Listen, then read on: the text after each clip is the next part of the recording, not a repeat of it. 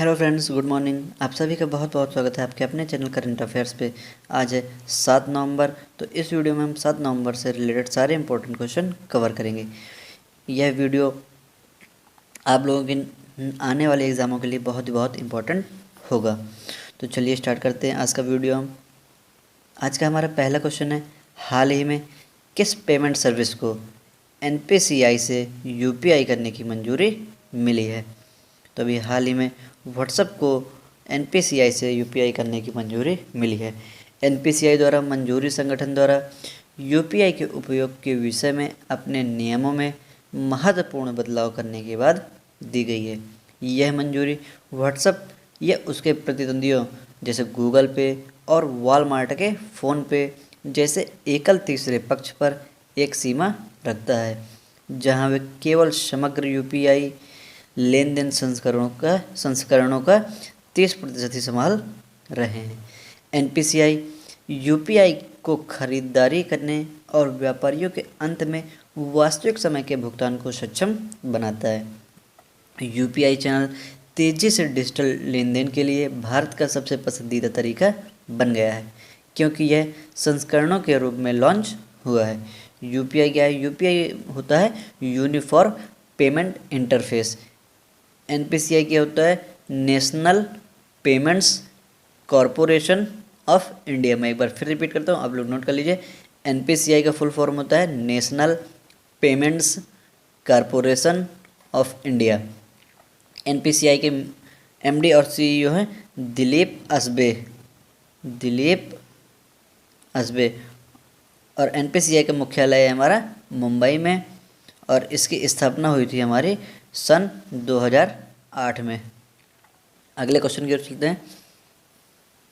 अगर वीडियो आपको पसंद आया तो वीडियो को लाइक करिएगा, शेयर करिएगा, कमेंट करिएगा। यदि आप चैनल पर नए हैं तो चैनल को सब्सक्राइब करके बेल आइकॉन प्रेस करिएगा, जिससे मेरे द्वारा अपलोड किए गए सारे वीडियो के नोटिफिकेशन आपको सबसे पहले मिलते रहें।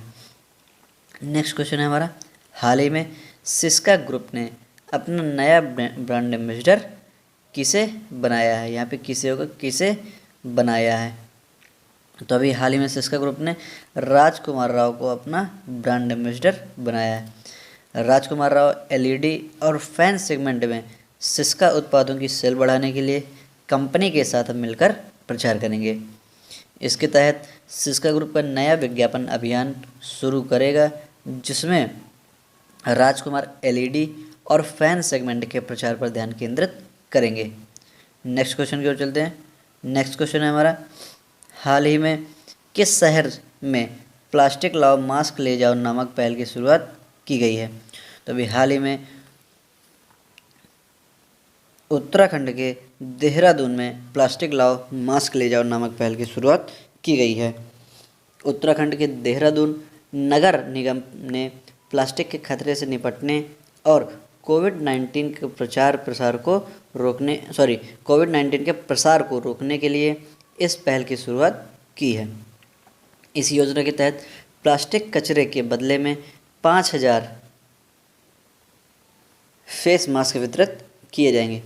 देहरादून के नगर आयुक्त विनय शंकर पांडे अपने घर से प्लास्टिक कचरा लाकर और फेस मास्क प्राप्त कर और प्लास्टिक के खिलाफ जनता में जागरूकता पैदा करने और मास्क का महत्व बताने वाले पहले व्यक्ति बने हैं। कौन बने हैं?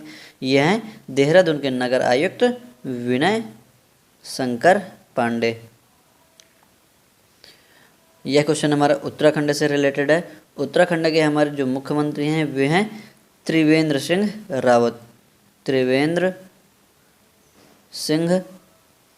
रावत। और यहाँ के राज्यपाल हैं बेबी रानी मौर्य।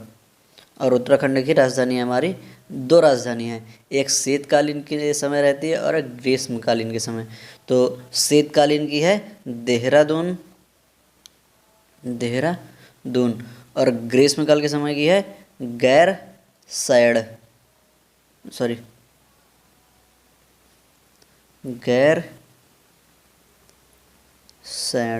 ये ग्रीष्मकाल की है और देहरादून है हमारे शीतकालीन की। नेक्स्ट क्वेश्चन की ओर चलते हैं। नेक्स्ट क्वेश्चन है हमारा, हाल ही में नमामि गंगे परियोजना के ब्रांड एम्बेसडर के रूप में किसे नियुक्त किया गया है? तो अभी हाल ही में जाने माने मशहूर चाचा चौधरी जी को गंगा परियोजना का ब्रांड एम्बेसडर के रूप में नियुक्त किया गया है। डायमंड टून्स गंगा संरक्षण के लिए उपलब्ध सर्वश्रेष्ठ ज्ञान को जनता के बीच फैलाने और गंगा नदी के सांस्कृतिक और आध्यात्मिक महत्व पर जागरूकता फैलाने के लिए चाचा चौधरी के साथ इस नई टॉकिंग कॉमिक्स की संकल्पना का निर्माण और प्रकाशन करेगी। नेक्स्ट क्वेश्चन की ओर चलते हैं। नेक्स्ट क्वेश्चन है हमारा, हाल ही में भारत में कितने राफेल लड़ाकू विमानों का दूसरा बैच पहुंचा है? तो अभी हाल ही में भारत में 3 विमान और आए हैं। इसके साथ ही भारतीय वायुसेना में राफेलों की संख्या 8 हो गई है। पहले 5 आए थे।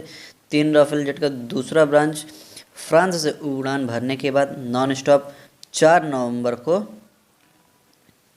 गुजरात के जामनगर पर उतरा है। जामनगर पर इससे पहले 5 जो राफेल जेट आए थे उनका पहला बेड़ा 28 को भारत आया था और जिन्हें 10 सितंबर को हरियाणा के अंबाला एयरबेस में आधिकारिक तौर पर भारतीय वायुसेना में शामिल किया गया है। वायुसेना प्रमुख air chief marshal RKS Bhadauria द्वारा मिली जानकारी के अनुसार 2023 तक सभी 36 राफेल विमान भारत को सौंप दिए जाएंगे। नेक्स्ट क्वेश्चन की ओर चलते हैं। नेक्स्ट क्वेश्चन है, हाल ही में कौन सा देश पेरिस जलवायु समझौते से आधिकारिक रूप से बाहर हुआ है? तो अभी हाल ही में अमेरिका पेरिस जलवायु समझौते से आधिकारिक रूप से बाहर हो गया है। किस दिन हुआ ये? 4 नवंबर 2020 को। 4 नवंबर 2020 को यह आधिकारिक रूप से पेरिस जलवायु समझौते से बाहर हो गया है। इसके साथ ही अमेरिका 2015 में इसमें शामिल होने के बाद औपचारिक रूप से इस समझौते से बाहर निकलने वाला एकमात्र देश बन गया है। पृथ्वी को जलवायु संकट के बिगड़ते प्रभावों से बचाने के लिए 2015 में ऐतिहासिक पेरिस जलवायु समझौते पर हस्ताक्षर किए गए थे। इस समझौते के नियमों के अनुसार कोई भी देश संयुक्त राष्ट्र को अपने हटने के फैसले के बारे में अधिसूचित करने के 1 वर्ष पूरे होने के बाद ही इससे बाहर निकल पाएगा। संयुक्त राज्य अमेरिका ने 4 नवंबर 2019 को अपने हटने की सूचना संयुक्त राष्ट्र को दी थी। आखिर ये पेरिस जलवायु समझौता होता क्या है, इसके बारे में देख लेते हैं। दिसंबर 2015 में 195 देशों ने पेरिस फ्रांस में UNFCCC के दलों के 21वें सम्मेलन में उत्सर्जन को कम करने के लिए, कार्यवाही को तेज करने के लिए, ग्लोबल वार्मिंग और कार्यवाही से निपटने के लिए पेरिस जलवायु समझौते को अपनाया था। आखिर अमेरिका बाहर क्यों हुआ है, इसके क्या रीज़न है? इसके वापसी के कारण है, पेरिस समझौते के तहत विकासशील देशों को वित्त वर्ष 2020 से हर साल कम से कम $100 बिलियन की राशि जुटाना अनिवार्य है। इस राशि को 5 साल बाद संशोधित किया जाना था। अमेरिकी राष्ट्रपति डोनाल्ड ट्रंप ने इस कदम का विरोध किया है और इसे अनुचित ठहराया है, जो इसके हटने का मुख्य कारण बना है। नेक्स्ट क्वेश्चन की ओर चलते हैं। नेक्स्ट क्वेश्चन है, हाल ही में सार्क सेंट्रल बैंक के गवर्नरों के समूह की अध्यक्षता किसने की है? तो अभी हाल ही में शक्तिकांत दास ने सार्क सेंट्रल बैंक के गवर्नरों के समूह की अध्यक्षता की है। यह सार्क की 40वीं बैठक आयोजित इस बार की गई है। 40वीं इस बैठक में सार्क केंद्रीय बैंकों के गवर्नर शामिल हुए हैं। इस बैठक के दौरान श्री शक्तिकांत दास ने एक सीमित यूजर समूह सुरक्षित संचार नेटवर्क सार्क फाइनेंस सिंक का भी उद्घाटन किया है। किसका उद्घाटन किया है? सार्क फाइनेंस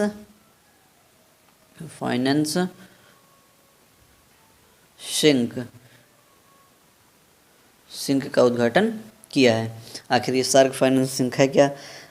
शक्तिकांत दास ने महामारी से संयुक्त रूप से लड़ने में सदस्य देशों के बीच घनिष्ठ साझेदारी और सहयोग पर प्रकाश डाला है। गवर्नरों ने केंद्रीय बैंक के अनुभवों को साझा करने और सहयोग जारी रखने के लिए अपनी प्रतिबद्धता की पुष्टि की है।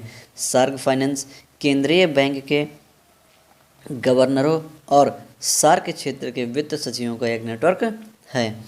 भारतीय रिजर्व बैंक सार्क फाइनेंस का वर्तमान अध्यक्ष है। सार्क फाइनेंस के बारे में हम लोग जान लेते हैं। इससे अध्यक्ष हो गया हमारा भारतीय रिजर्व बैंक और इसकी स्थापना हुई थी 9 सितंबर 1998 ईस्वी को।